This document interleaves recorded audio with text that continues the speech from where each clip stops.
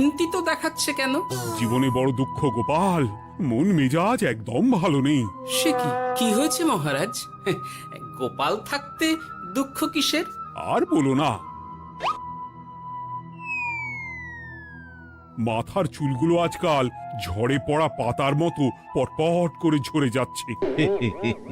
আমি তো জানি কেন এমন হচ্ছে, কিন্তু এখনই মুখ খুললে চলবে না। আর একটু বেশি বিপদ বাড়লে তখন মাঠে নামবো। তাই বলুন। এ তো খুব ছোট ব্যাপার। চুল ঝরলে টাক পড়বে, আর সেটা পড়া কত ভালো জানেন? কথায় আছে, যত বড় টাক তত বেশি টাকা। তুমি চুপ করো তো বাপু। যদি টাক থাকলেই টাকা হতো, তাহলে তোমার টাকা কোথায়?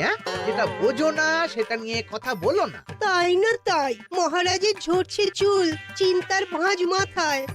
গোপাল যতই চেষ্টা করুক, চিঁড়ে ভিজবে